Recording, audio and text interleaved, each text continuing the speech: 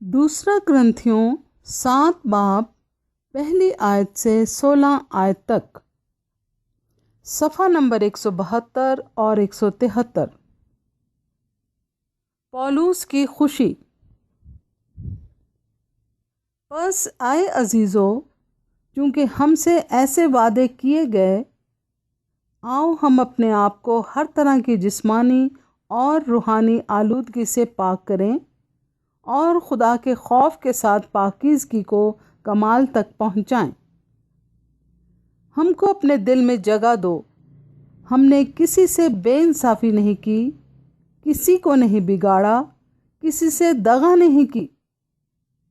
मैं तुम्हें मुजरिम ठहराने के लिए ये नहीं कहता, क्योंकि पहले ही कह चुका हूँ कि तुम हमारे दिलों में ऐसे बस गए हो कि हम तुम एक साथ मरें और जिएं।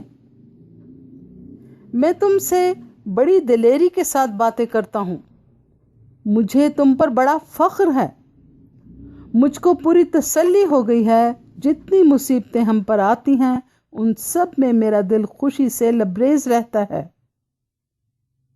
क्योंकि जब हम मकदूनिया में आए उस वक्त भी हमारे जिस्म को चैन न मिला, बल्कि हर तरफ से मुसीबत में गिरफ्तार रहे।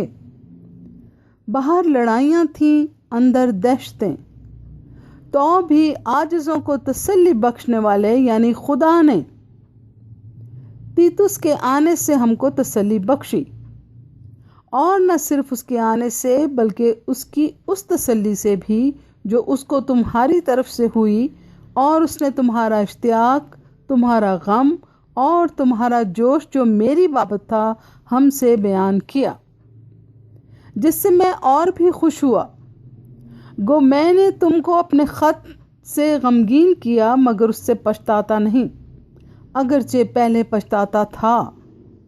चुनाचे देखता हूँ कि उस ख़त से तुमको गम हुआ, गो थोड़े ही अरसा तक रहा। अब मैं इसलिए खुश नहीं हूँ कि तुमको गम हुआ, बल्कि इसलिए कि तुम्हारे गम का अंजाम तौबा हुआ, क्योंकि तुम्हारा गम खुदा परस्ती का था, ताकि तुमको हमारी तरफ से किसी तरह का नुकसान ना हो, क्योंकि खुदा परस्ती का गम ऐसी तौबा पैदा करता है जिसका अंजाम निजात है और उससे पछताना नहीं पड़ता, मगर दुनिया का गम मौत पैदा करता है। बस देखो, इसी बात ने कि तुम खुदा परस्ती के तौर पर गमगीन हुए, तुम में किस कदर सरगर्मी और उज़्र और खफगी और खौफ और इश्तियाक और जोश और इंतकाम पैदा किया। तुमने हर तरह से साबित कर दिखाया कि तुम इस अमर में बरी हो।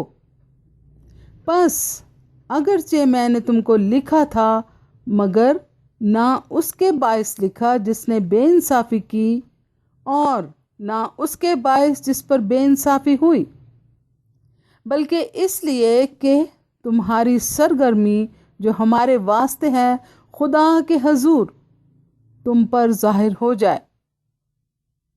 इसीलिए हमको तसल्ली हुई है, और हमारी इस तसल्ली में हमको तीतुस की खुशी के सबब से और भी ज़्यादा खुशी हुई, क्योंकि तुम सब के बायस उसकी रूह फिर ताज़ा हो गई। और अगर मैंने उसके सामने तुम्हारी बाबत कुछ फ़ख्र किया तो शर्मिंदा ना हुआ, बल्कि जिस तरह हमने सब बातें तुमसे सच्चाई से कहीं, उसी तरह जो फ़ख्र हमने तीतुस के सामने किया वो भी सच निकला। और जब उसको तुम सबकी फर्माबरदारी याद आती है कि तुम किस तरह डरते और कांपते हुए उससे मिले, तो उसकी दिली मोहब्बत तुमसे और भी ज़्यादा होती जाती है। मैं खुश हूँ कि हर बात में तुम्हारी तरफ से मेरी खातिर जमा है। आमीन। पाक कलाम के पढ़े और सुने जाने पर खुदा की बरकत हो और आप सबको भी बरकत मिले। आमीन।